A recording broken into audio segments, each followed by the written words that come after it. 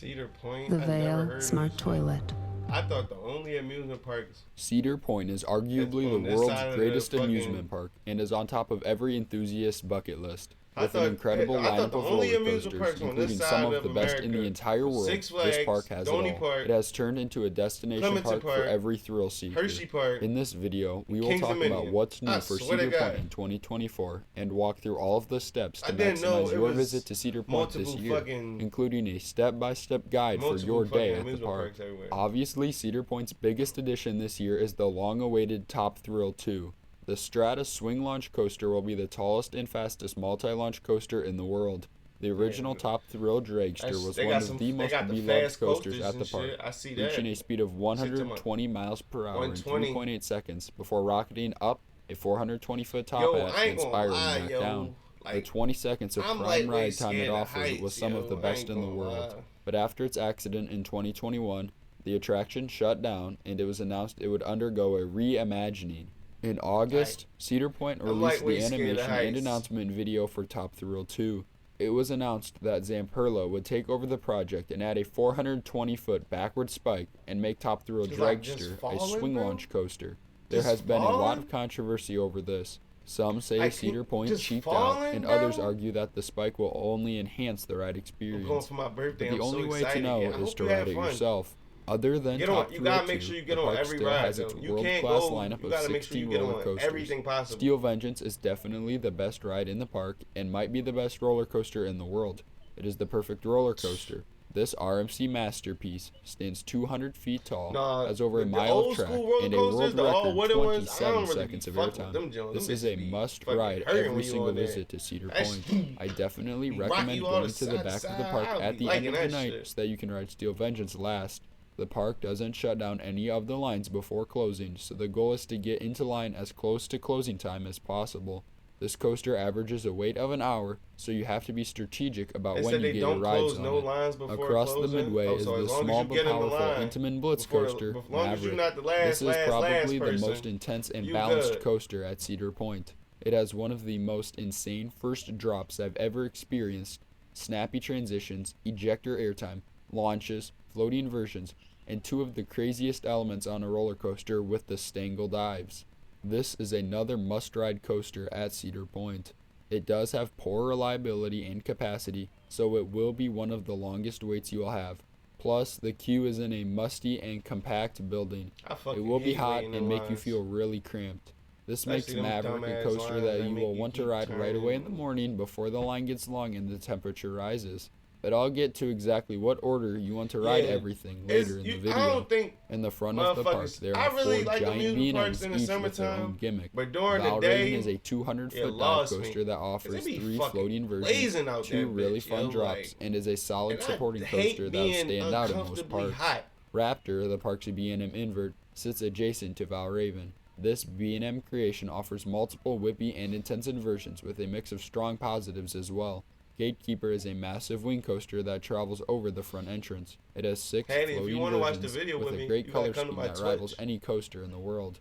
Further back in the park is ATR30U. Ruguru, a solid floorless coaster that is a good filler coaster that gets overshadowed by everything else at Cedar Point. Cedar Point also has a collection of family coasters. Last year, Cedar Point added a Zamperla just look it spinning up on coaster that is Google, a decent and it can stepping pop stone up. coaster for You many don't gotta- ages with a wild mouse. You don't gotta have an Cedar account Point to watch also it. has an aero suspended coaster that gives some good forces and is a unique fit for the park with Iron Dragon. And in the kids section, there is a Vekoma family coaster and an Intamin kiddie coaster. Cedar Point offers many different resorts and hotels ranging from cabins to a full resort with a golf course. My favorite place to stay on our visits to Cedar Point is the Express Hotel.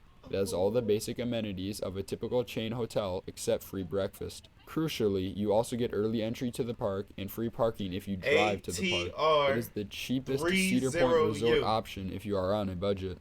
Hotel Breakers is the premier hotel of the Cedar Point resort. The advantages you get over the Express Hotel include access to the beach and multiple restaurants inside the hotel, and the ability to go to your room during your day at the park.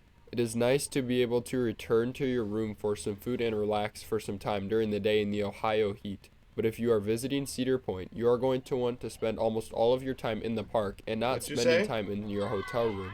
As I mentioned earlier, There is also a Huh? nice beach you can spend time on, but to me, these amenities are not worth the extra hundreds of dollars. It is almost $400 per night at Breakers compared to the around $200 per night at the Express Hotel.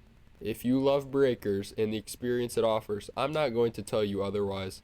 But I've heard others almost say that you need to stay at Breakers if you go to Cedar Point. But I'll highly recommend the Yeah, Express you got a Hotel beach to out anyone there who and doesn't shit. want to spend the extra Where the $200 fuck a night Ohio for get a Hotel beach? Breakers. How the fuck Ohio got a beach, but Philadelphia doesn't?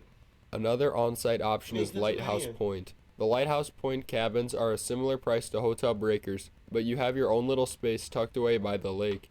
Perhaps if you have a group of friends, Yo, you Mike could G, split what the up, twin? payment and it would be much more affordable because these cabins can sleep more people than the hotel rooms. The campsites are a cheaper way to stay on site as those are $139 per night. You also get great views of the lake and Steel Vengeance. There are two other off-site hotels, Castaway Bay and the new Sawmill Creek Resort located 10 miles from the park. God damn. Castaway Bay is a family-centered joint hotel big with an as shit. indoor water park and a breakfast It's buffet all add-on. connected to the water. A room to the and access amusement to the park? water park costs almost $300 per night, which is right in the middle of the other prices.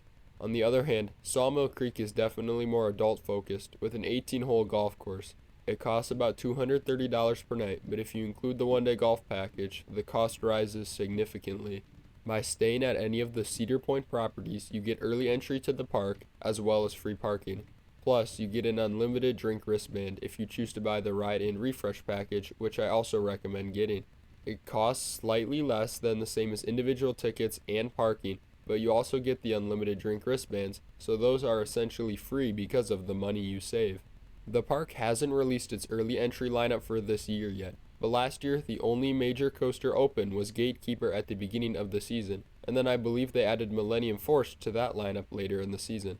However, if the lineup is weak this year, it might not even be worth it to stay at a Cedar Point hotel for early entry. There are other chain hotels in the area like Holiday Man, Inn or so that Fairfield should be which get rolling. decent reviews and don't cost near as much as the Cedar Point Hello, Shania. Thank you properties. for the like. Is Fastlane worth it? Contrary to what most people say, I don't think you need it. If you go to Cedar Point on a weekday, the park will still be busy, but you should be able to ride almost everything and the top attractions multiple times. What I think you should spend your money on is another day at the park because you will get to ride more coasters and not feel as rushed to cram everything in. Now, if you don't have the time to spend 2 days, maybe you should think about Fastlane, especially if you are going on a weekend. Another thing to help make your decision about Fastlane is QTimes.com. They have a crowd forecast that is normally fairly accurate so you can see if the day you're going on is supposed to be busy or not. If you plan on buying Fastlane, especially on a weekday, I'd recommend buying it in the park. As far as I'm aware, they almost never sell out of Fastlanes, and the price in the park is the same as online. So, you can wait to see the crowd levels in person to evaluate if you want to follow through and purchase Fastlane or not. In addition, if it is rainy at the park, it will probably be quite empty, so you might be throwing money away if you buy Fastlane in advance and have a rainy day with no lines anyway. What should you wear when you visit Cedar Point? Honestly, I'd recommend considering dressing in layers. In the morning, it is often quite cool, so you might be chilly, but by the afternoon, it can also be very hot, so you will want to be in shorts and a t-shirt. The weather can also change really quickly because Cedar Point sits on a lake. One thing I definitely recommend wearing is shorts with zippered pockets. This way, you don't have to put your phone into the bins on the ride platform, or buy a locker for the rides that don't have bins. During your day at Cedar Point, I would recommend only eating one meal at around 2 to 4 o'clock and eating your other 2 meals of the day outside the park because park food is expensive. This is the time when rides will be the most busy and the food lines won't be as terrible during the typical lunch or dinner hours. This can save you some time and you might be able to sneak in a couple of